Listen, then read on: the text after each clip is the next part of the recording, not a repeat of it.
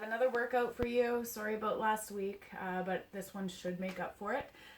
You have a couple of different options. You can do one of the ladders, so going down. And if you feel extra ambitious, you can do it again, going all the way back up. I will post it after so that you can see it, but it's all rep based instead of timed today, so you'll have to count on your own.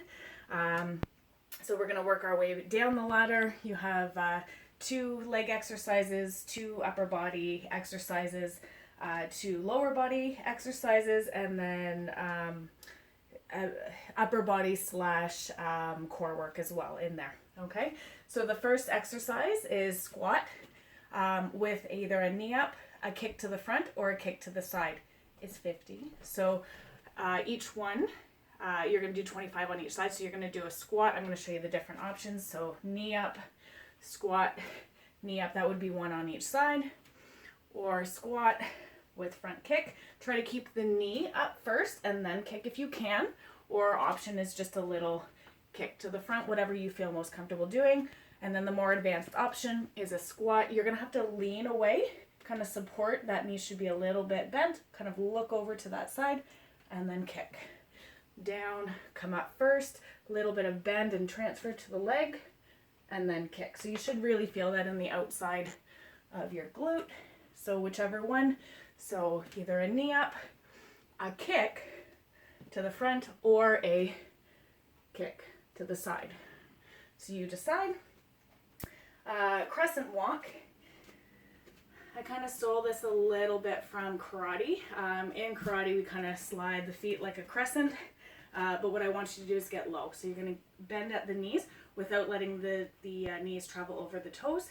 You're going to do your crescent, and then you're going to go as far as you can, and you're going to put the weight on the front leg, okay? Again, making sure the knee doesn't travel over the toe.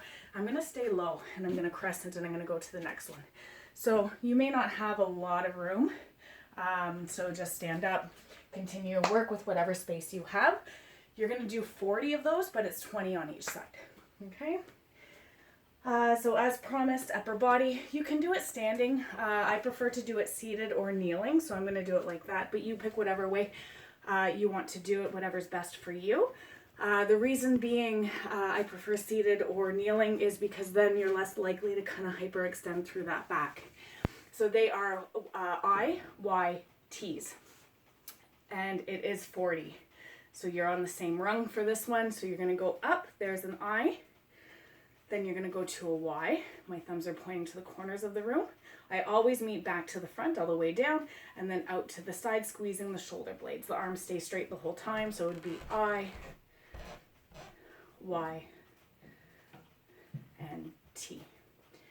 Okay, so with the I, the Y, and the T, that counts as 1 rep. You do 40 of them. 30, you do side plank with march.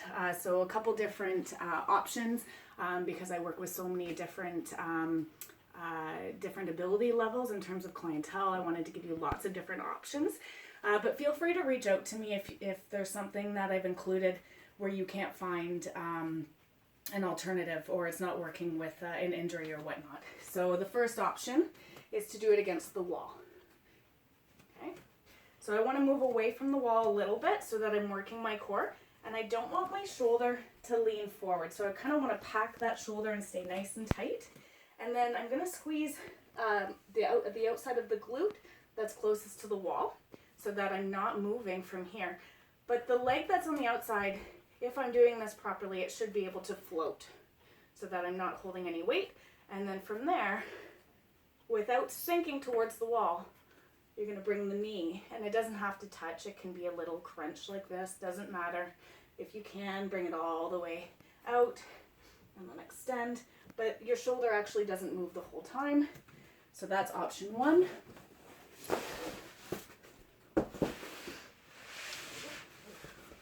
Option 2, so I'll do it easiest to most challenging, is to do it on your hand. Again, keeping that shoulder packed, and I'm on my knee, and I'm doing it this way. Okay? So on the hand, or I can do it on on my elbow. Still with that leg down. Make sure you're not sinking though. If you feel it in your shoulder, then essentially you're not using your core and that glute enough. And then the fourth option is to do it on your feet. Okay, so nothing should be sinking. Like that. And it's 15 on each side to equal your 30 for that ladder. And then again, we're on that rung of 30 for legs. You can use the wall if you would like for some stability, but what you're going to do is kind of stabilize the knee. Again, you don't want it to travel. You want to feel it in the hamstring and the glute. And then you bring the leg in and out. So very, very little pressure on that outside leg. Okay, so you can do it holding onto the wall, or you can do it without. So it's a tap. Essentially, I'm loading this side. I don't even really have to touch that foot. If you want to make it more, as I lost my balance a little bit, if you want to make it more challenging, you can do it without even touching. But I like to have that little tap because then I know I'm not bouncing around. I'll leave that to your discretion. So that would be 30 and then 20.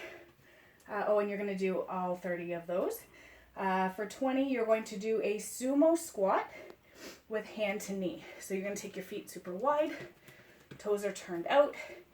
I want to make sure I don't sink this way. I want to still push my bum back. So once I'm there, I'm going to stay nice and tight and I'm going to tap. I'm going to transfer a little bit, okay, without leading with my shoulder, and then I'm going to tap on the other side. So tap and tap. And you'll come up in between each one. So down, transfer, tap,